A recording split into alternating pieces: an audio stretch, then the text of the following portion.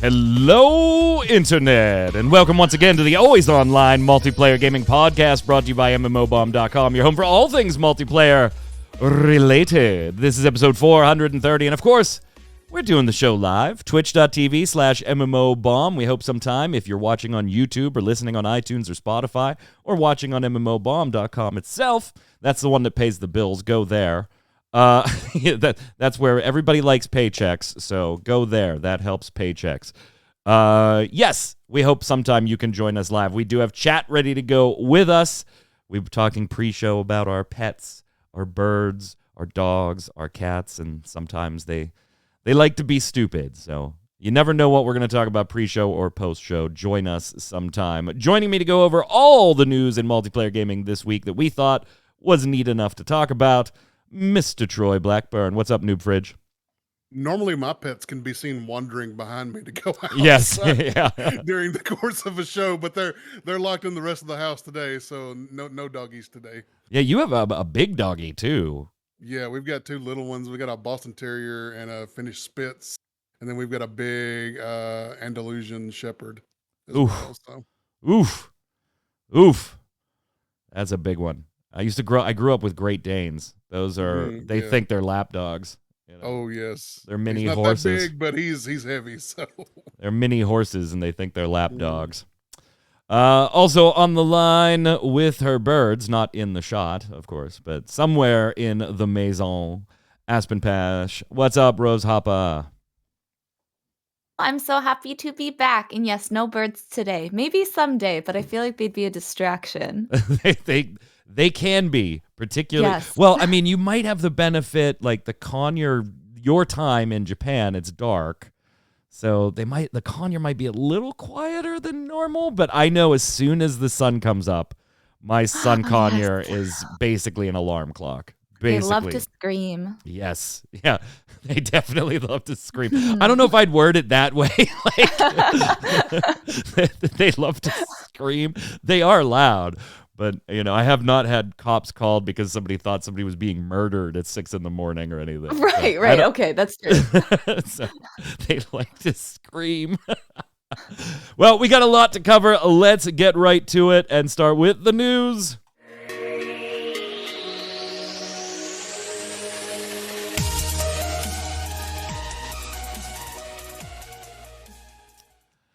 So I'm going to give you, gang, a few pieces of news, and I want you to tell me... I spit on my microphone. Gross. It's fixed now. I'm going to give you a bit of news, and I'd like you to tell me, are these games just dead now?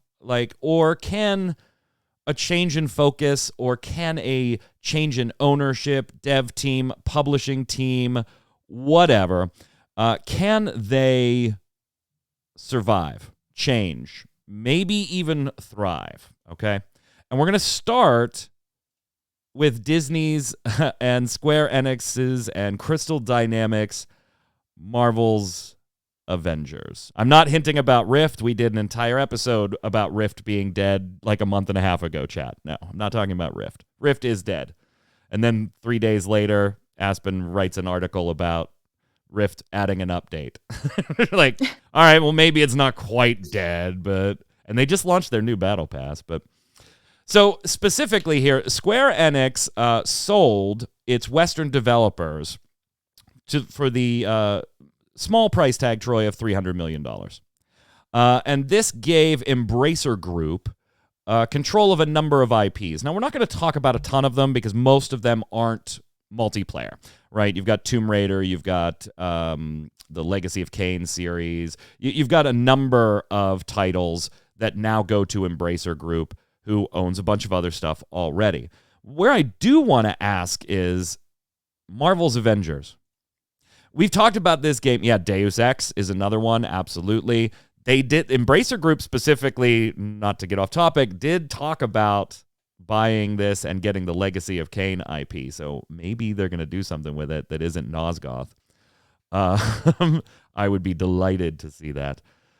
But Troy, we've talked about on this show and on Gaming Gumbo over on Ready Check Radio, just the dire straits Marvel's Avengers has been in since launch.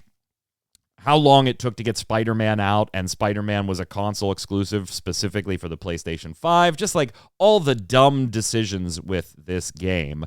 And we kind of speculated, some of the hosts thought that once Spider-Man came out, that was pretty much it. Like, the game was just not going to do much anymore. But we do have more heroes coming, so it's not totally dead, at least at the moment.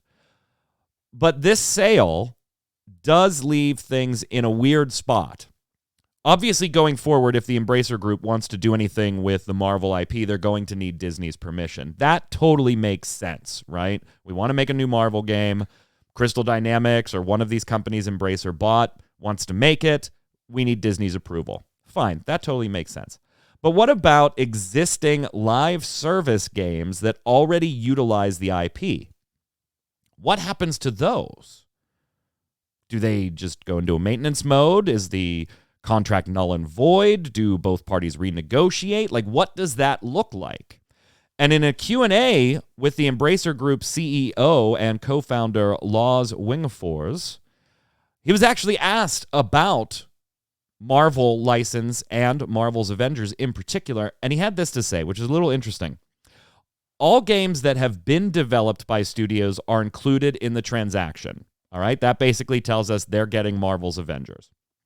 However, a number of external approvals are needed from external parties in order to close that transaction.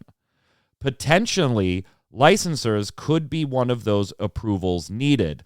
Kind of saying, yeah, Marvel's Avengers technically becomes ours, but it is going to ultimately be subject to Disney's approval. Where does this leave Marvel's Avengers for you? For me, I'm going to agree with Old Glory in chat. It's a marvelous failure. Has been since shortly after the launch. Had a fairly big launch, but like you said, just dumb decision after dumb decision has brought this game and the reputation of this game down to nothing, to just absolute garbage in the minds of most players.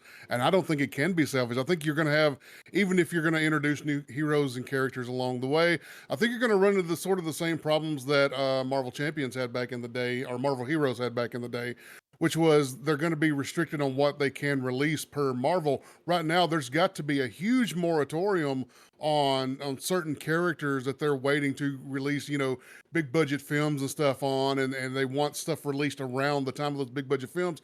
So there's got to be a huge moratorium on characters that could possibly maybe move the needle a little bit, but at the end of the day, I think it's just too late for this game. Yeah, and that's a prevalent opinion out there, Aspen. But so let me throw this at you, right? There was an awful lot of money funneled into the development and launching of Marvel's Avengers. Looking back, that money may not have been used all that well. There are aspects of the game I actually enjoyed. I do like looter shooter games or looter type games. So even not being a comic book junkie myself, there were aspects of the game that I enjoyed, but there were some critically bad design decisions, mostly made around the idea of future monetization, in my opinion, that hold the game back. Is Disney ready to cut its loss and just say, hey, you know what? The experiment is over now that the Embracer Group has it. Let's just finish the things we have that we've said we're going to release and call it a day? Or is this one of those almost too big to fail type things? Like, there is so much money involved in it that Disney's going to continue that sunken cost fallacy, right? And, well, we've already sunk X million dollars into it. What's another 7 million? Right. Honestly, I hope it just dies as well. I think it's a waste of money. But I also wonder if, I wonder if Disney will say no to Embracer and then do something else with the title. Because they have that right. While another company can hold all the past titles, technically they could try something new, which I'm not really sure how that would work. Because again, so many people have already kind of written it off and they don't want to try it anymore. Right. I just hope it dies. I know that sounds like really rude and but I do think it's a waste of money, and it's money that could be spent on making something so much better. Like the Spider-Man games did so amazingly well. And I just feel like if they put their money into something else, it would make more sense physically. But In honor yeah. of Jason Winter, I did pull it up on Steam charts. 311 as of 3 minutes ago, playing on Steam. Now, obviously, it is a multi-platform game. Yeah. This is not indicative of the entire audience, and in fact, PlayStation, out of all of them, probably has the best audience, since there was an inherent difference in value for your $60. If you bought it on the PlayStation, you were going to get Spider-Man. They've done a lot with it. They redid the whole loot system. They've changed some aspects of the game, but ultimately, I think, Troy, you can only go in and fight so many AIM robots, right? Like, it's just like, wow, it's At the another end of the one. day, it's kind of like what you said earlier. There's some folks who have some good things to say about some of the gameplay, specifically the campaign and kind of the story that gets told along the way. It's just the monetization was so heavy-handed, and so many mistakes were made along that direction that the reputation of the game is just shot at this point. Let me ask you both this. I mean, to get away from multiplayer a little bit, but since we're talking about the sale, is this a good thing for Square Enix, this sale? Or what about the titles that Crystal Dynamics, Tomb Raiders and stuff like that? Is this a good thing across the board? You're right in the heart of Japan there, Aspen. Right. Yeah, I know. Last week you were sitting outside Square Enix offices asking everybody, what'd you think of the sale? Yeah. But they Exactly. totally just liquidated all their Western studios. Obviously, there is still Square Enix United States, but their Western developers that they owned, all gone. Now it's essentially, once again, a Japanese development house. I think it was is that smart. good? Is that good for them? Yeah, I think so. I think it was extremely well played, personally. I think recently Japan studios, and not just Square Enix, but Japan studios in general when it comes to game development, have been doing a phenomenal job, and they've really been moving forward at a very fast rate. I think they just cut off some dead weight that weren't producing numbers and were holding them back, while Tomb Raider is, in my opinion, the best thing that has been created by Crystal Dynamics. I just feel like everything else wasn't worth it. That one title wasn't enough to keep funneling money into it. Bring back Nosgoth.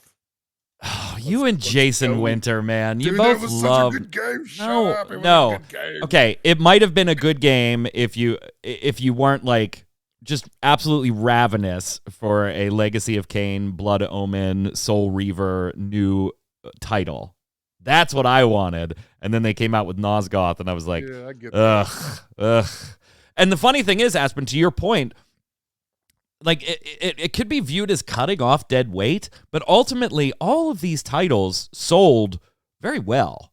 They weren't flops. All the Tomb Raiders sold very well. In fact, they're making another one, and that is going to continue under Embracer Group. That project is still a go. It's still got a green light. You've got Deus Ex. You've got all these other IPs that haven't done.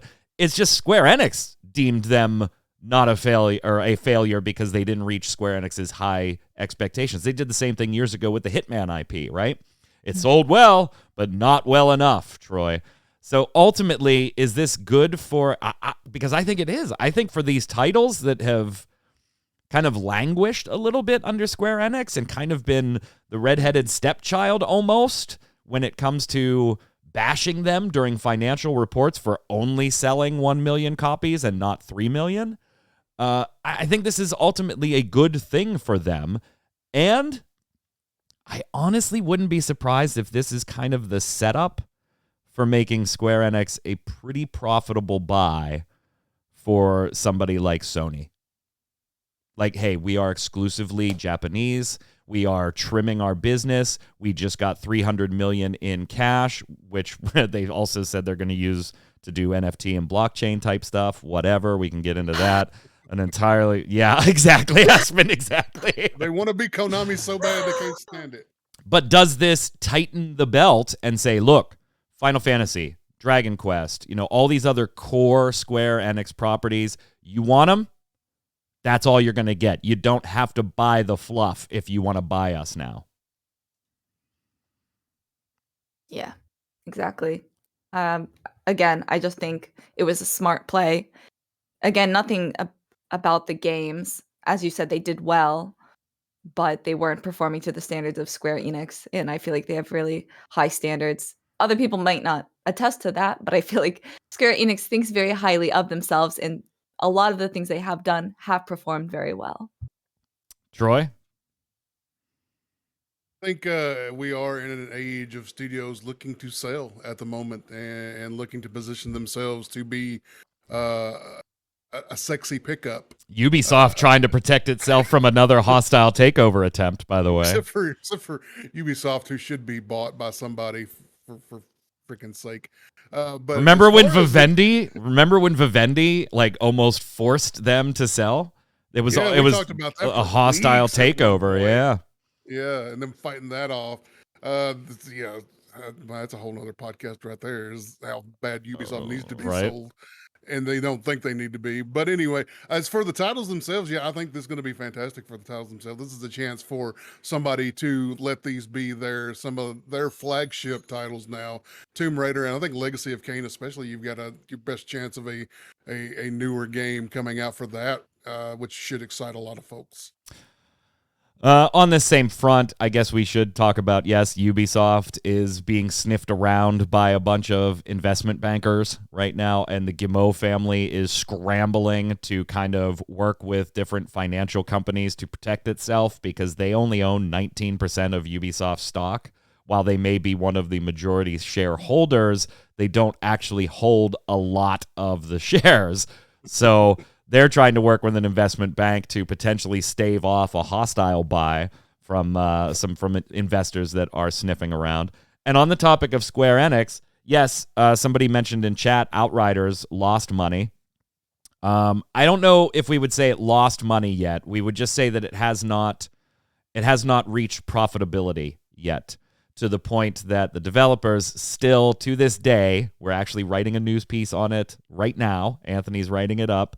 The financial report from that team came out, People Can Fly, and they still have no royalties from the Outriders game yet. And the new expansion / additional content comes out next month. So, yeah, good old that. That's not sustainable. Yeah. I honestly, we talked about that. Sidetracked again, man. This is gonna be a long show. I think Xbox Game Pass has a lot to do with it. An awful lot. Remember, it was free on that. It was free on launch day for console Xbox Game Pass. So I think that kind of hurt it. All right, so we all think Marvel's Avengers is dead, but let us know what you think of the Square Enix sale, and are they looking to trim the fat and sell themselves, or are they, looking to just keep doing, hey, we're going to focus on our multi-million sellers and that's it? Like, what's the play there? What do you think they're getting ready for? Legends of Aria. More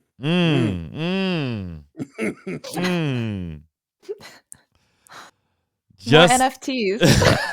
Jesus Christ. Just saying the name and all three hosts go, Well, they're going to be relaunching the game with a focus on delivering the founding vision.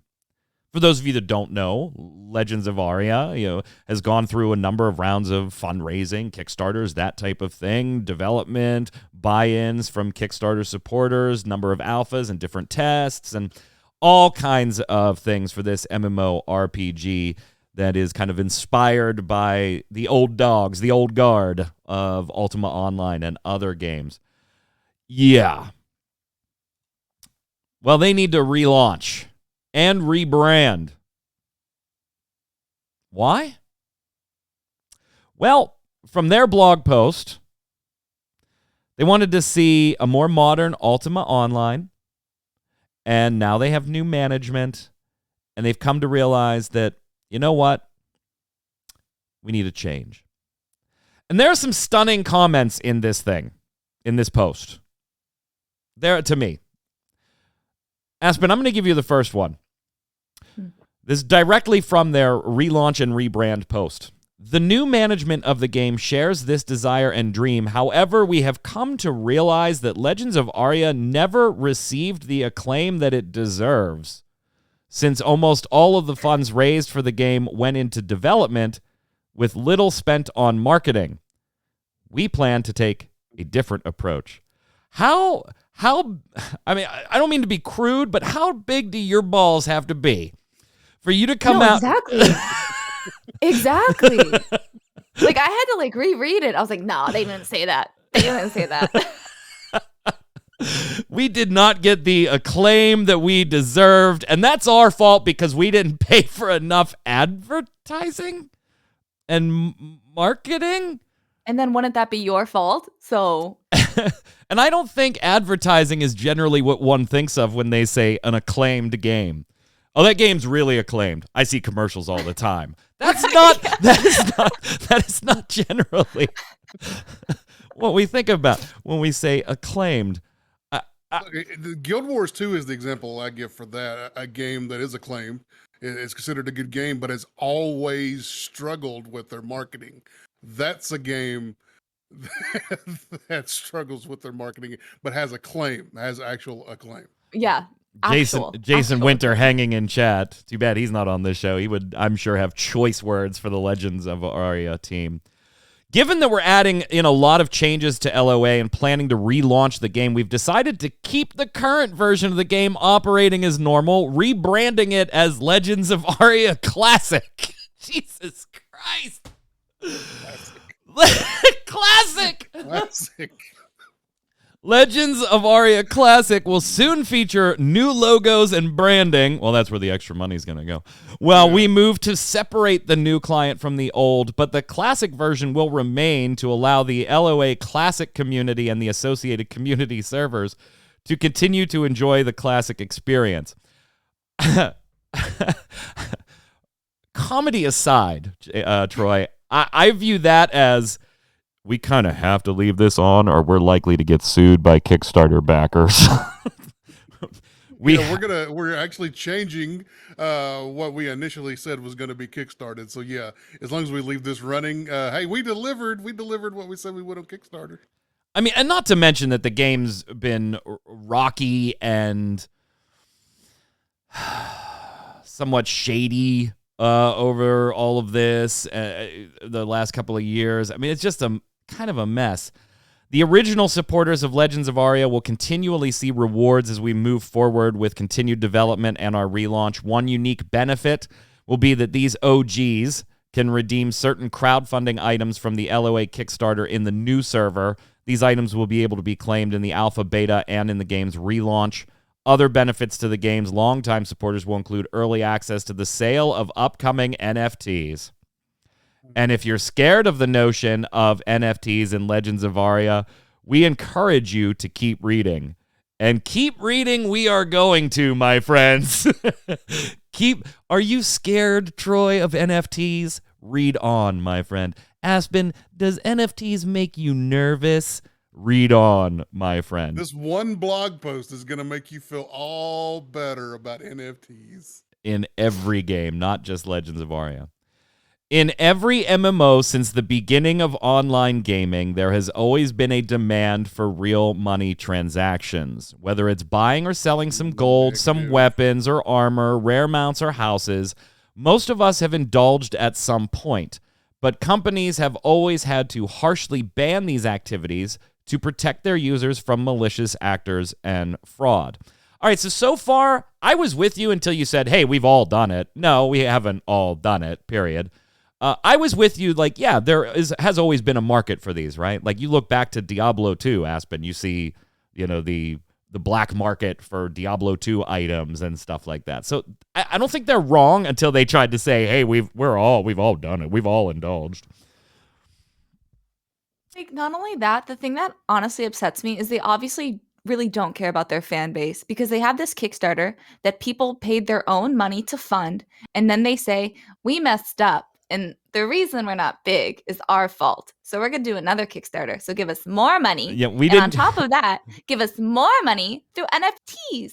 Well, and if you give us money fast enough, Aspen, we will give you and only you the opportunity to give us more money for NFTs that only you who gave us money quickly have a chance at. It's a slap to the face. Like, honestly, reading this was just difficult. For example, Troy, if you went on a third-party site to buy a character, then the seller takes your money and provides you with all the login details. Oftentimes, the seller could then email support and through various means prove ownership and reclaim the account, leaving you with nothing. Now, you may be able to get your money back if the site you used had a spine, but other issues can still arise. What if a buyer commits credit card fraud, and it isn't until months later that the controversy begins? Who is the company to believe? Again, they're not wrong so far. They're not wrong.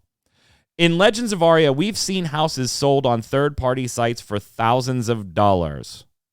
I want to see a receipt. But like other gaming companies, there has been a need to crack down and ban the users involved to protect players. With the blockchain and NFT technology, we don't need to ban real money transactions. In fact, we can encourage them. By storing in-game items and characters as NFTs, the technology makes ownership clear and verifiable. If it's in your wallet, it's yours. Therefore, we can allow players to sell their items, pets, characters, and houses at will on NFT marketplaces.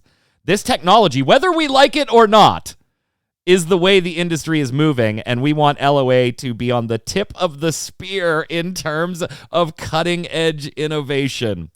Troy, you've been angry all day. I'm just going to let you go. And Aspen's ready to pull her hair off. So, Aspen, we'll get to you. But I'm gonna let Troy go first on this one. Well, I think Jason nailed it in chat. Is like now we're the creepy guys who are going to sell you stuff and make money off of you and take advantage of you and overprice things.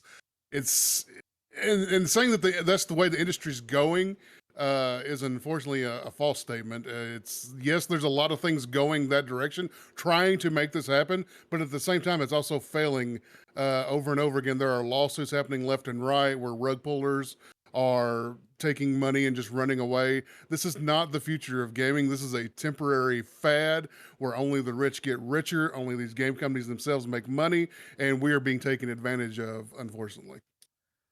Aspen nodding along with you there as you were talking. Yeah, those are some good points. Say it again for the people in the back. You get the applause. Aspen, not a fan. Not a fan.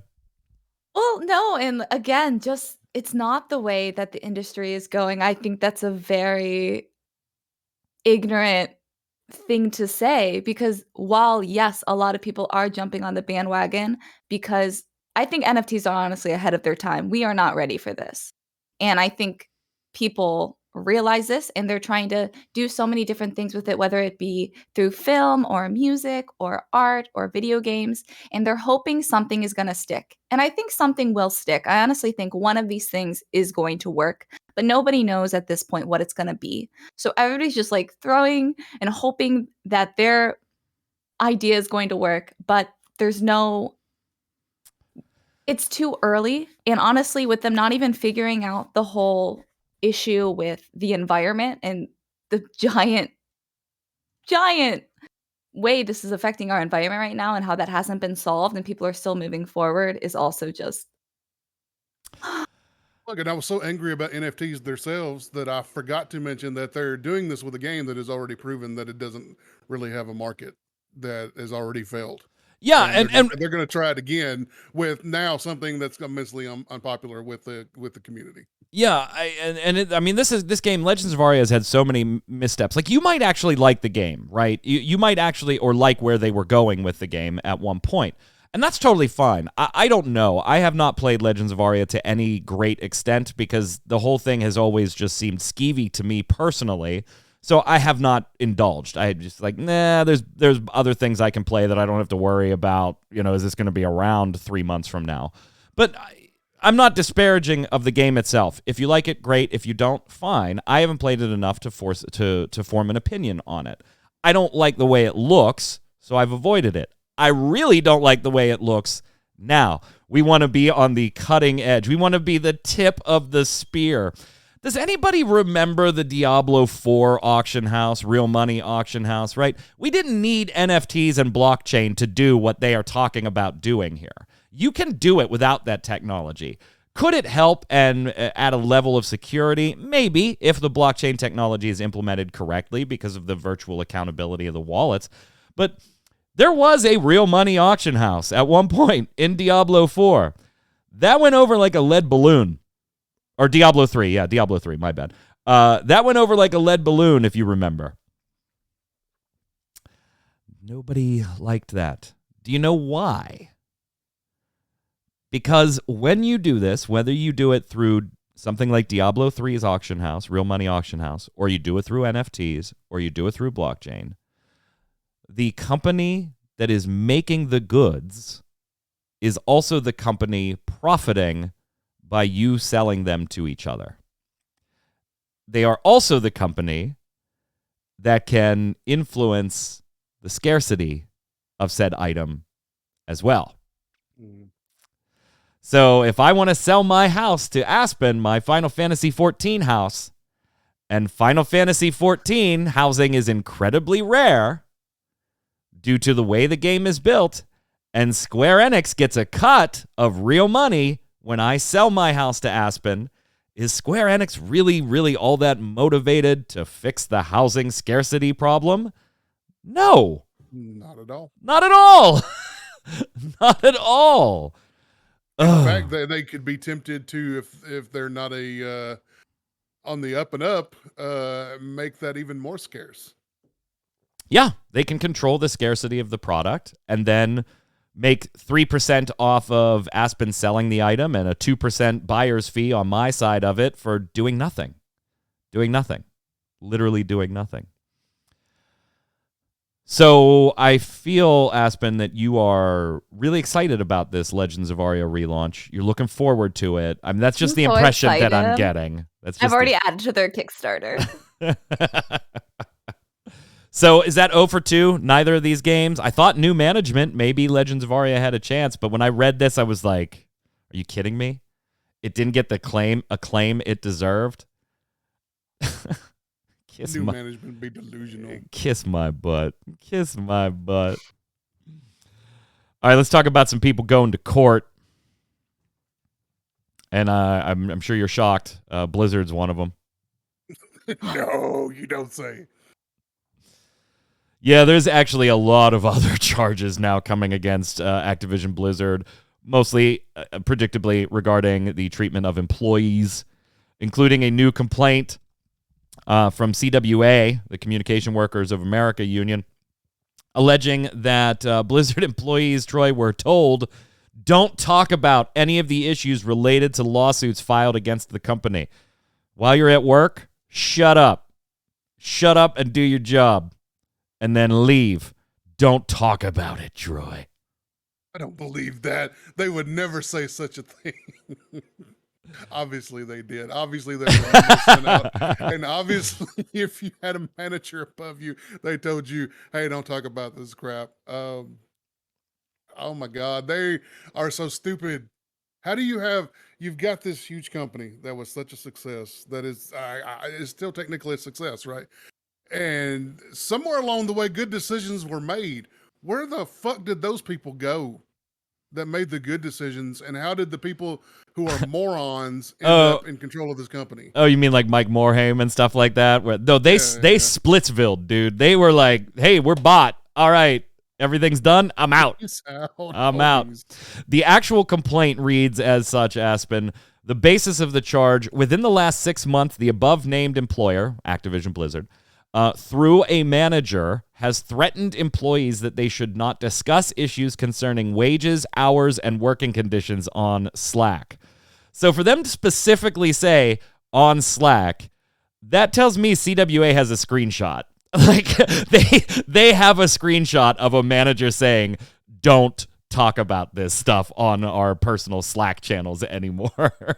Like, you're busted. You're busted. If they would not have mentioned Slack if they didn't have the corroborating evidence, I don't think. Yeah, no, exactly. Or they like walked past somebody's desk and it was open on their desktop, talking with a fellow employee about it. But honestly, like, honestly, I'm sad. Like, I used to love Blizzard so much. Like, Blizzard was like my dream. It was everything. I loved WoW. I loved Diablo. And then just seeing them fall into this hole deeper and deeper. I mean, granted, they did it themselves, but at the same time, like, it's sad for the fans who really loved the game, and it's hard to continue to love a game when this is the head. We've talked about that before, how Yeah. Blizzard used to be the end game for so many folks who did what we do or similar things. Yeah. I mean, Josh Allen, somebody we worked, Yeah, you and I now that they're personally, leaving.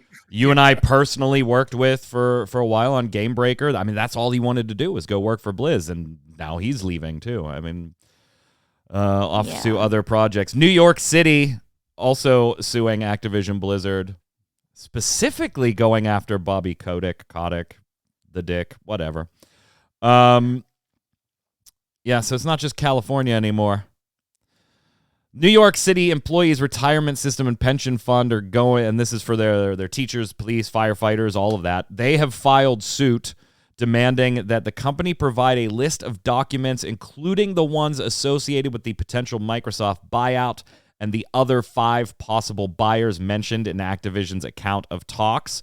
Remember, we did hear about that they wasn't just Microsoft that was interested, but we didn't hear who they were. The complaint alleges that Kotick wasn't the appropriate person to be involved in these negotiations due to his, quote, personal responsibility and liability for Activision's broken workplace. And New York believes that he and other directors plan to use the Microsoft deal as a way to escape liability for their egregious breaches of fiduciary duty. And they also say, by the way, that $95 per share undervalues the company. That tells me that the pension probably bought in at 85 or greater and is a little unhappy that it's going to sell at 95 now. Jason, before he had left, he had reported on a number of states where their union or their pension funds were considering filing similar suits as well. I mean, I get the argument, but I don't know what kind of prayer they have in court, Aspen. I mean, the argument being you broke the company to the point of it being on the sale block. You therefore don't have the ability to be the one negotiating said sale. And we want to know what other deals were on the table that and what were they looking like? Was this, in fact, the best deal on the table?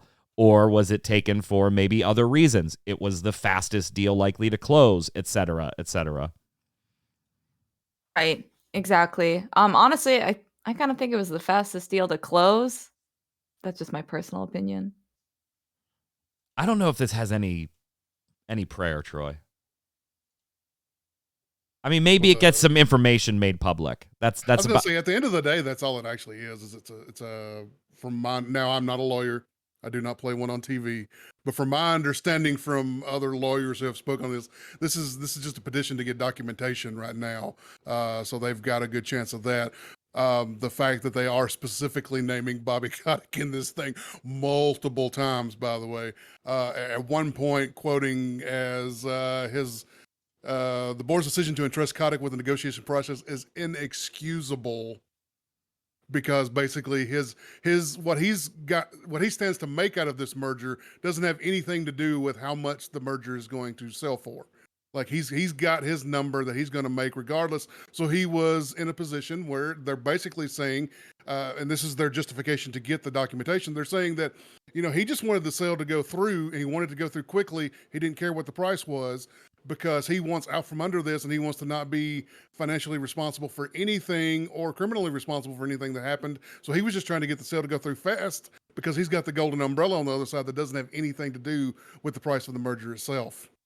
22 million golden parachute currently being discussed by the board, who did approve overwhelmingly, obviously, the Microsoft sale. Now we'll see if the feds allow such a deal to go through. That's the next big hurdle. And Wall Street seeming to be a little bullish on that one. Bungie got a bunch of copyright claims filings dismissed by a court. They were going after AIM junkies, and this whole thing isn't over yet, but a lot of Bungie's copyright claims against them were summarily thrown out of court. U.S. District Court Judge Thomas Zilli reviewed both sides and has dismissed the copyright claims as Bungie failed to show and prove that AIM junkies copied its work. Judge Zilli also agreed to refer the non-copyright and trademark-related claims to arbitration as AIM Junkies requested. This is one of those brilliant things, right? You read the EULA Aspen for a game, and they're always like, if you have any this or this or this, you can't sue us, but we go to arbitration. And then when the company is upset, they file charges, to which AIM Junkies says, hey, copyright claims, obviously that's a different beast, and that does go to court. But the other things you're alleging, by your own EULA, this goes to forced arbitration. And that was AIM Junkies' defense for some of these things. They were like, we're not supposed to be in court. We're supposed to be in arbitration. And the judge was like, well, son of a bitch, you're right. Yeah. Head on back to arbitration for these claims. So it's not looking great for Bungie. And you may not be a fan of AIM Junkies and stuff like that. From my knowledge, they make like aimbot cheating software. Is that it? Is that what they do? Yeah. Okay. And so you might not be a fan of theirs in general. That's fine. But I do like watching these types of court dramas play out. And Bungie, a little back-footed to start with here, Aspen. Yeah, I mean, they're not done yet, though. They're not done yet. Right. I personally don't like watching this type of court thing because to me, I'm like, this is a waste of time. And money. Yeah, like Bungie, you wrote this. You should know your own terms and conditions. Come on, man. Like, how are you going to bring someone to court and, like, be, like, flabbergasted? Like, what do you mean you're throwing this out? What do you mean this isn't copyright? It's not. Like, you wrote your own terms. Like, you shouldn't be so caught off guard that they didn't actually copyright anything. Because they didn't. Again, I think they were just making cheats and stuff for the game, which I guess, while maybe not morally, depending on how you play video games, maybe it's not like to your moral compass, right? But and also would probably be a violation of most EULAs, in which case you get your account banned and stuff like that. Right. Exactly. So again, it's something that just shouldn't have been done in court. And then it's also interesting because they're thinking of like selling the company. AIM Junkies is like going to sell to like a Ukrainian group. Yeah. So I was like, is that because of this or is that because of something else? Like, are they trying to like get rid of the company like quickly? Yeah, I mean, I would.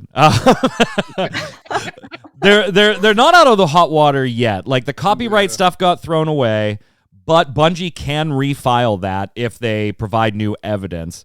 And the judge did find that, hey, the trademark infringement accusations, those are sufficiently pled. So they're gonna go. Those charges will go forward. So Bungie still has some stuff that they can do, both on the copyright front, if they want to refile those with additional evidence. They have the trademark stuff going too.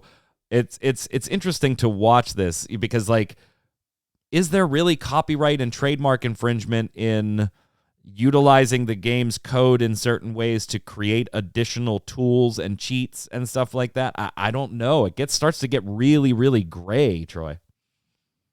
Yeah, I think legally it does start to get gray. At the end of the day, I think this company should lose. I think the AIM Junkies should lose. I'm not a fan of selling cheats and stuff for a game that you didn't create. You're making money off somebody else's work. Yes, you're creating the cheats, fantastic, but you're creating them for other games that somebody else created. Yeah, they made Bungie look like clowns in this round, but it's definitely not over yet. Even in arbitration, I think at the end of the day, we've seen before a lot of these cheap companies end up either losing outright or owing some sort of financial compensation they can't afford, right, and end up going under. Did you guys see the Warcraft mobile reveal? Oh God. Yes. Hey, before we talk about this, Aspen, what's going on with your Genshin, man? What's up with 2.7? Oh my goodness, it's so sad. Like, what's happening? And so, first of all, the Genshin community is like terrible. Everybody's so upset. They're literally like the scum of the earth. They're terrible. They only care about themselves and getting like free gems to do wishes. The situation in Shanghai right now is honestly insane. Like, are you guys up to date on everything that's happening? No. Catch everybody up. Not to digress too much. So basically the situation was Shanghai was like, all right, we're doing like a big lockdown. Everybody has to go home and we're locking you in your houses. Nobody was allowed to leave. Each apartment building was under a 14-day lockdown mandate. But let's say on day 13, This is coronavirus related. Yes. So let's say on like day 13, somebody gets COVID. Then that 14 days restarts. It's another 14 days. You still can't leave. So you're there for, another 14 days. And then let's say on day 7, somebody else gets COVID. All right. That's another 14-day reset. So every apartment building is under the same mandate. There's not enough food. They can't go out and get their food while Shanghai is trying to deliver food to people. It's very small portions, and there are people getting missed. There are lots of buildings that aren't getting their food. They're not getting water. There's the older generation who also like aren't using their cell phones properly. A lot of it's through cell phones. So people are trying to help them, but because you're quarantined into your own room, it's difficult to help the older people, like even if they're in your same apartment block. There's people currently living on the streets right now who have not gone home at all, who are doing food deliveries, kind of being like the white knights and doing their best to do these food deliveries. And they refuse to go home because once they do, then they're in lockdown. So they're living on the street in tents. It's terrible. It's like super sad. So right now in Genshin, like the banner that was currently in Genshin, like the wishing banner, I think it's like 249 days that this banner will last, which is scary to think that these people could be locked down in their houses for 249 days. Hopefully it won't go that long, like heaven forbid. Yeah, that's the situation. So that led to 2.7 being delayed. Yeah, because they can't leave their homes. Like people can't go to the offices. The development teams and such. Exactly. It's the fact, honestly, the fact that they were able to even extend Ayaka's banner, because what would have happened is the banner would have just been removed, but they ended up extending it for that long period of time, which was really generous. This gives people a chance to get like C6 of this character or what have you. It was definitely probably difficult for them to do that. And they even said for, I think, every week that they are delayed, they're going to give like apologems, like gems to say like, we're sorry, even though people are dying, like they're still trying to compensate their community. It's just... Yeah, the weekly compensation began yesterday, and it consists of every week you'll get 400 Prima Gems, a Fragile Resin, 7 Heroes Wit, 16 Mystic Enhancement Ore, and 120,000 Mora. And if the final week of all of this doesn't actually take a full week, then they will adjust the compensation for that final week. To get it, all you need is to be Adventure rank 5 or higher, and you just claim the items before the end of 2.6. Again, we don't know when that is. So if you're actively playing or just kind of dabbling, make sure each week you get in there to go ahead and claim that stuff. Yeah, Old Glory, they should be happy that servers are even up in those conditions. You're not wrong. You're not wrong, Old Glory. You're not wrong. All right, so you did see the Warcraft mobile game, Troy. What were your thoughts? Discord being a little fuzzy with your camera shot right now. See the beginning of the trailer where they put the coin in the machine to get the whole thing to run? That's realistically what you're going to be doing, is having to put money into this thing to make it even be fun. And money adds more money. And when you're done with that, then you're going to play a game where you get to add more money. So you're pretty hopeful for this, and I think Aspen has frozen on Discord there. You still with us, Aspen, or are you? All right, she'll probably rejoin in a second here. Yeah, I mean, it looks an awful lot like a Clash of Clans, Minion Masters. It fits the mold, and it looks cute and everything. I see. I might be. Yep, she lost Discord connection. I might be a little more. I don't want to say positive about this because I don't care. I'm not a huge mobile guy. We'll talk about that briefly in just a second. But I don't know. There seemed to be a lot in here. Like when they did the reveal and they were like, we've got 70 levels and we've got dungeons and then raids and we got this. And there also seems to be like PvE related stuff. Now, will that be like time gated? You can only do X number of dungeons over X number of days type deal, or buy this pass or what? Like, we don't know. We just haven't seen the monetization for it yet. I will say that we have seen a number of outlets get, including GameSpot, get hands-on access with it and have pretty in-depth views. And they specifically said, hey, the monetization actually doesn't interfere. But they also had preview builds, right? So of course, maybe it doesn't interfere with the preview build. I don't know. I actually think if you're somebody not like me, but if you are somebody that's into like Clash of Clans or Minion Masters, or I also got shades of Arcane Showdown, a game I used to stream on here a little bit, now closed down. If you're into that, then maybe this will have some good stuff for you. And if you're still into supporting Blizzard and Activision. That's the other thing, too. It's like, do you really... I mean, they desperately need to release stuff, though, right? They haven't... Think about it. Shadowlands was the last big release this company's had, and Overwatch 2 is just now hitting betas, and Diablo 4 is still probably a year or so away. And we've got Dragonflight coming up, but that's probably going to be a next year thing. Like, this is a company that really needs to release some titles. So much so that Diablo Immortal will be available on PC. You guys don't have phones? Oh, apparently no, you don't. So yeah, we'll go ahead and put this on. We'll go ahead and down here, you have it on your computer. Aspen, welcome back. What'd you think of the Warcraft mobile game? I think okay. I thought my audio might not be working, but yeah, so sorry about that. My internet just You're fine. cut You're out. Okay. So for myself, I'm not too excited about it personally. I think that they could have done something different. Like, I'm so tired of seeing the same thing over and over again. I just wanted to see something new, if that makes sense. Like, constantly using the same characters. Yeah. I see. I'm okay with, and Old Glory kind of saying the same thing. You know, this isn't aimed at a WoW audience. Then really, why are you using the Warcraft IP for it then? I don't have a problem with that, but that's also because I enjoy the Warcraft IP and have for years. So it really doesn't, But as soon as I saw the type of game, I was like, cool, I'm never going to play that. I don't play Clash of Clans. That's just not me. It's not my type of game. I'm not going to do this. I mean, maybe I'll play it and stream it once or twice, but that'll be it.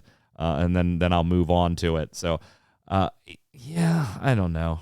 It is going back a little bit to what Blizzard actually does best, though, which is taking things other people have done. Yeah. And polishing it to a fine shine. And that's why I give them maybe a little more credit, because they can look back and see what monetization has worked and what hasn't. And obviously, I mean, they've got King, right? If you need a company that could give you mobile data, King is one of those companies that could absolutely give you data on mobile gaming, right? I mean, they have the biggest titles in the world. Fan saying the game reminds me of Hearthstone when it first started. Doesn't seem like much of a cash shop. However, in the long run, it becomes cash shop heavy. Maybe. What, I mean, are either of you into mobile gaming at all? Like, what's your favorite mobile game or your like worst mobile game? Aspen, I play board games a lot, like on mobile app versions of board games. But as far as games like this or RPGs or anything like that, no, not on mobile. You do Wordle? Did you do your Wordle today, Troy? No. You didn't do your Wordle? No. Oh my God. Aspen, I mean, obviously Genshin Impact, you do a lot of that on PC, but do you dabble on mobile as well with the crossplay? So actually, I don't do Genshin on mobile. I just don't think it's just easier on PC. Yeah. I'm more of a player that I want to play something that's the easiest for myself because I'm very lazy. So I'm going to do what's easiest. But I do think that Hoyoverse, granted, I am a Hoyoverse shrimp, so I'm like always like on their team. But I feel like they do mobile very well. Like Honkai Impact was extremely well. The story is really good. It's very perfect for handheld gaming. And then they also have like, granted, I don't think this is your type of game, but like they have otome games, which are like dating sim games. So like, oh, which boy do I want to date? Oh, but those are also done very well. I also did play Hearthstone for a while, which was fun. And then I just stopped. I don't really know why. I think I just got bored. A dating sim, huh? Yeah, no, it's really good. There's also like you're a lawyer, and so you have to like solve crimes, and then in the meantime, you go on dates. It's perfect. Troy's just like, what? What? So Troy's like, I'm gonna go download this game for research purposes. Oh my God. Troy, No, you want to be a detective lawyer who dates? Oh yes. Oh yeah, I can't wait. Let's get started. Who was it that did dating sims? There's a prominent classic games developer that started as a dating sim, a Japanese dating sim developer. Is it Love is dating it sims. Castlevania? I think it's Castlevania. Anyway, it's just useless game trivia for you out there. Yeah, I'm not a mobile guy. Like I think the only mobile games, and they're not even games, like crossword puzzles. Just like I have a crossword puzzle app, and I mean, not to give you too much information, but when you're taking a poo, you just do a crossword puzzle, and then you go about your day. That's what TikTok is for. I'll never forget, what is it, the Rick and Morty line where he says, "Summer, you're the reason we all got pink eye because you can't stay off the phone while you're in the bathroom." Oh, all right. Hey, Troy, before we head off to the bombs, you did the first look for Space Punks. It went up yesterday. I did a gameplay action for it back when it was in early access, so I asked Troy to go ahead and do the first look for it so that we could get a bit of a different take on it. What did you think of the twin stick shooter goodness of Space Punks? It was quite a bit of fun. It can be a little repetitive and a little grindy, as such things will be. But about the time you get tired of one planet and one set of enemies, you move on to the next planet and start working on that. So overall, I had a pretty good time with it. I think my biggest takeaway that I tried to get across in the video was, if you're familiar with it from early access from 9, 10, 11 months ago, quite a bit has actually changed since then. They've addressed what basically was all the concerns. Now, whether or not they did them perfectly as to what those people wanted, I don't know, because I didn't play the game back then. But all the concerns that I ever saw brought up in the older videos were addressed in some way. There's more mission variety. Crafting's been overhauled. The talent tree has been completely overhauled. All that got addressed. It's all changed. It's all updated. So at this point, if you're not familiar with the game, or if you're familiar with the older version of the game from 9, 10, 11 months ago, I think it's worth checking out. It's free download. It is on the Epic Game Store, which I know for some folks is going to be a point of contention, but it is free to download and try. And for me, it was worth it. I enjoy it. It's still on my computer right now. Do I ever play games like Candy Crush or Bejeweled? No, I don't. I'm just not into them. And here's Candy Crush. And here's the wild thing. I actually have a dual screen cell phone, so like I could put a controller down here and have the game run up here, and I still don't. I still don't. I still don't do it. But we are going to ask for your favorite and least favorite in the mobile verse when we get down to the question of the week. Let's slide over now and do our weekly bombs.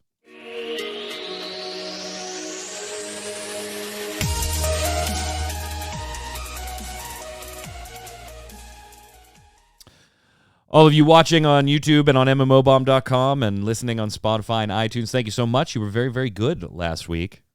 I gave you shit the week before, so I got to give you praise this week. You were very, very good about your weekly bombs and your question of the week answers. I had a ton to choose from, so I've got a lot in here. We appreciate it. Make sure you always keep it up. Obviously, it drives engagement and helps the video grow. Share it to your friends, all that kind of stuff. Aspen, we're going to start with you. What is your weekly bomb today? Yes, I will give da bomb to actually Blizzard, despite all their mess ups. They have a new vice president now for their culture division, and I feel like she's going to do a great job and hopefully move the company forward in a less skeevy way. Yeah, in a less harassing way. Yes. The bar is really high right now, gang. Could we get you all to just stop touching each other? Could just don't touch anybody. Could we get you all to do that? Cool. Let's start there. Troy, what do you got? I'll go ahead and give a dub bomb to Space Punks. I've had quite a bit of fun playing that. Enjoyed my time in the game. I think it's something I'm gonna keep grinding it out and keep playing the game in my own time. So they actually looking forward to tweeted that. today, by the way, something you had mentioned in the first look, and they had tweeted in reply to us and a viewer who we were discussing, some queues and matchmaking and disconnection issues. They're going to be dropping a patch later this month that they believe will address a lot of those concerns. They just tweeted that today. Nice. Yeah, there's a lot of delay for server request type stuff in that game right now. So hopefully they will get that taken care of. Yep. I'm going to give a bomb to the Final Fantasy XI stream this weekend. It's going to be 5 hours of Final Fantasy XI goodness celebrating the 20th anniversary, and we will finally find out what their big plans for the 20th anniversary are. They've only been teasing them since the game turned 18, and they secured funding to get it all the way to 20. My hope, obviously it'd be great if they just remade the entire thing. I'd love that. That's not going to happen. I'd be happy if the announcement was that there was a bundled subscription for 14 and 11. I think that would get a lot more people to check out 11 if it was, hey, $2 extra on your 14 subscription and you could have access to Final Fantasy 11 too. I think that'd be pretty dope. From the viewers in chat, Jason Winter chiming in with a bomb to the chicken noodle soup I'm making. I would love a Final Fantasy 11 remaster fan, but it's not going to happen. I would be stunned if that was what happened. They canceled that whole mobile version that they were working on with Nexon. Old Glory says, bomb to Maple Story for giving me something to do, and it's pretty fun combat, and an A-bomb to Maple Story for its UI and navigation system. Not only are they pretty old, but they've given up to make it better because there was signs of changes, and yet they're not finished. Tori the Chicken says, can I give a bomb to Trackmania 2020 just for being fun? Of course you can. Of course you can. Of course. No, we don't celebrate fun here. This is a gaming. Fun? What's the matter with you? Gaming channel. Well, Have you not watched this podcast? Did you read Square Enix's president's New Year's Eve address, where he talked about pay to earn? That's where it's at, baby. No play for fun. Play to earn. Japan's Freak says, A-bomb for Jason Winter leaving. I understand he wanted to move on, but it's still sad to see an always online podcast without him. Oh, and he's in chat right now, so I'm sure he'll appreciate that. Go ahead, Troy. Slinky Rock. When it comes to Final Fantasy XIV, Square Enix is just stubborn. They want to create demand by purposefully offering very little housing when they could very easily just create instanced housing.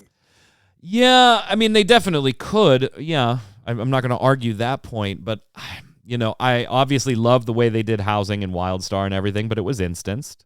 And there is something to be said that for pretty cool to just walk into a housing district and walk in and see other people's houses. And they could. They're not going to. But yes, you're right. They could. Go ahead, Aspen. 2399, a bomb to Wilfredo. This one hurts. And Zach, that one didn't hurt at all. For their takes on Final Fantasy XIV housing. I like the limited housing the game has. I like the fact that my house is my house, not some instance nonsense. I don't want to be standing on my plot and some random just walks over and disappears into my house. While I've never been a big immersion guy, I still need that level of it. Yeah, that's just what I'm like. I'm fine with either, but there's something just cool about I come out of my house and I see Troy's house across the street, and then there's Aspen's over there on the top of the hill, and there's something neat about that. But God, is it just awful as far as getting it's a house. Not just like Rando 239's house. You can actually know whose house that is. Yeah, you get to know your neighbors in an online game.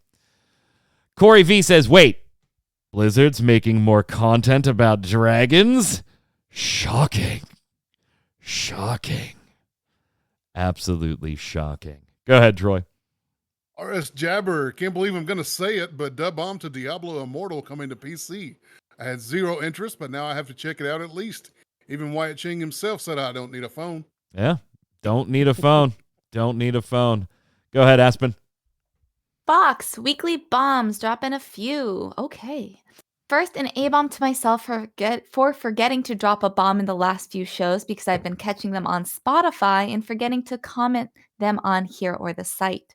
Second, the bomb to both of our new hosts, loving the energy both give off and can't wait to see them grow with the show. And to top it off, another bomb to having too many games to play in general, be it with indie games, MMOs. I've been jumping in and out of, even just looking forward to new games coming. There's always choices and variety of things to play and dabble in, and not having the time for it because of work and all. Just still enjoying the show, and some Fridays I can catch it live when it happens. I just tend to lurk in stream chat most of the time because I'm listening to the show on my phone in the background. Well, Box, if you're in chat, hello, thank you. Don't worry about if you're listening on Spotify and stuff, we appreciate that too. Make sure you give follows, subscribes wherever you're at. But we always love having you come back and throw your feedback in here. Volvosaurus says, DeBomb Mystery Incorporated. Watching the pilot episode for me, that is how a Scooby-Doo live action TV show should be. I hope they get fully funded for the whole season. And an A-bomb to North American CSGO teams. At the beginning of Blast Premier Spring American Showdown 2022, the roster was 50% NA teams and 50% Brazil. After the first round, it was 100% Brazil. So you're saying we didn't do that well? You're saying we didn't do that well? Did not go as planned. Go ahead, Troy. That Harv guy, question of the week. A-bomb to... Oh, hold on. I pasted that in the wrong place. That doesn't seem like it's in the right spot. Let me tell you what the question of the week was. Do you want a new Star Wars MMORPG? Obviously, we had the rumors of the Mandalorian MMO coming out of ZeniMax. Who should make it? What should it have? Should it be theme park, sandbox, etc.? Now go ahead and take that one, Troy. All right, that Harv guy, question of the week. A-bomb to Disney-owned Lucasfilm for shutting LucasArts and Level 1313. I was looking forward to a bounty hunter non-Jedi based game. Yeah. There's a lot of Star Wars games in the works, though. I think you'll be okay. There's a lot out there right now. Japan's Freak says, question of the week, I don't really care. I tried SWOTOR 3 times, could not get into it, so a new one wouldn't do much for me. Well, maybe a new one would get you into it. Ever think about that? Go ahead, Aspen. Old Glory. I would like new Star Wars MMORPG. Even though I'm not a big fan of Star Wars overall, no matter how people praise the story, etc. in Star Wars The Old Republic, I could not get over combat. For me, it was not impactful and I did not enjoy it at all. Iconic sounds with no weight behind, and animations were kind of mid. How's that as a hot take? It's pretty much same with Essos. Combat is what makes me quit that game all the time. If there was new one, I would like to be more visually pleasing to my eyes, more action combat-like than Star Wars The Old Republic, and storytelling could be pretty much as Star Wars The Old Republic, and of course, more friendly for free-to-play players. That's about it. That's about it. That's a pretty small list. That's about it. That's about it. Just totally redo the graphics, totally redo the combat, keep the storytelling. You guys did good on that. Keep the storytelling. That's all. So what? Next week? We can have this done by next Thursday? Mm-hmm. To Cal, $23.99. I wouldn't mind a new Star Wars MMO. I dabbled a bit in SWOTOR, and it's okay. A new game with modern graphics and gameplay mechanics in the Star Wars universe would be cool. That said, it has to be theme park for me to have any interest. This is 2022. There are only like 6 of you who want Star Wars Galaxies back. Hopefully, the devs of this game don't overestimate your numbers or importance and make this a sandbox. If they did that, it would doom it to a carbonite death almost instantly. Also, how do you feel about that Kenny Pickett move last night? Yeah, my Steelers picking up Kenny Pickett in the first round of the draft. Not going to lie, a little stretch, wasn't it? a little unexpected that it actually panned out that way. Go ahead, Troy. Yes, but I have these tiny hands. Jeez. Opie, I would love a new Star Wars MMORPG, but I have to say the downside about a Star Wars MMORPG or just game is that you're so limited with what weapons you can get. Let's look at SWOTOR, lightsaber, it's only the hilt and color that changes. Gun equals it's just a minigun, bigger gun, just same model, other colors. If you look at games like XIV, WoW, and so on, just axes, you can really see the difference in every weapon. You can't do that in Star Wars. Yeah, I mean, I could see the kind of argument there because they're small. They're you got the hilt in your character's hands. Like, Some of them aren't. Some of the ones from the original launch are so freaking big because they wanted you to, at that point, buy like more hilts and stuff. Right. Some of them are so large, like her character's holding them like this, and it's a lightsaber. Go ahead, Aspen. Jabber, question of the week. Yes, I'd love a new Star Wars MMO, as long as it's not set during the Force Awakens era. If Cinemax is if Cinemax is the one making it, then please, for the love of God, fix the combat. Please. Anything but ESO combat. See, now, I don't mind ESO combat all that much. It's not my favorite. Don't get me wrong. It is not my favorite. I would like it to be more impactful, too, but I don't have the problems some people have with it. I would actually say if ZeniMax is going to do a Star Wars MMO, let's just skip the whole first 2 years of ESO. Let's just jump ahead to the 2-year mark in ESO as far. If we could just get rid of that whole 24 months and not have to do that. We're going to get to the part where you figured out what the heck you were doing. Yeah, let's go. Let's start there. Mutt Bunch. I love that name. They need to remake Star Wars Galaxies. That was the best and always will be. And honestly, I fully expected comments along those lines when I asked this question of the week last week, and you did not disappoint. You did not disappoint. Go ahead, Troy. Box question of the week. Personally, I'm kind of sick of Star Wars related stuff. The newer Lego Star Wars games was good because the combat is hilariously fun and the combos, but MMO-wise, I'll just go back to one of the mini Galaxy servers or the Old Republic. Plus, I just don't trust ZeniMax at this point and how gross the cash shop in ESO is. No thanks. See, again, I don't think their cash shop is gross with the exception of something we always talk about, the craft inventory bag being hidden behind the subscription. Other than that, loot boxes too. Other than that, I don't. Well, they do still sell loot boxes. Yeah. Okay, so maybe it's worse than because I don't buy it. So to me, it's not egregious. But and this one I kind of threw in here at the bottom, so I'm going to take it because it's kind of a dub bomb. It's a dub bomb, but it's also Star Wars related, so I just kind of threw it down here. That Harv guy says, to bomb to Zach's take on a Mandalorian war-based game. Wasn't that era just before KOTOR? And only a few Jedi led by Revan took part, so there doesn't have to be a Jedis and lightsabers for 99% of the story, if at all. Mandalore's Kree, this is the way. And that's Troy. That's how Troy wants it too. He wants a sandbox Star Wars game. Big time sandbox. You just want Star another Wars, Galaxies. Yeah, Galaxies 2.0. Updated Galaxies, I'm good with that. Question of the week this week. For you, is there a king or queen of the mobile games for you? What are some things you love and hate about some of the mobile games you've played? Let us know. I might be asking this for a very particular reason. Another side project coming up, part of the MMO Bomb family that you might want to know about. So I want to know what you like about mobile and what you don't like about mobile, and what are your favorites. Let us know in the comments below. Don't forget your weekly bombs while you're there. Dub bomb for something good, A bomb for something bad in the world of gaming or just life in general. If you've got a question for the panel, obviously throw it down there as well, and I'll be sure to bring it to next week's show. Until next week, Aspen, where can everybody find you? You can find me at Twitch. My username is Rose Happa, and that's the same as Twitter as well. Same across the board. Troy. Right here every Wednesday, twitch.tv/MMOBomb, and then on Twitter at NoopFridge. I'm Mike Byrne. You can follow me personally right there at magicman1, but more importantly, follow at MMOBomb so we can tweet at you every time we go live with a podcast, interview, streams, first look videos, and so much more. Until next time, stay safe, and we'll see you on the servers.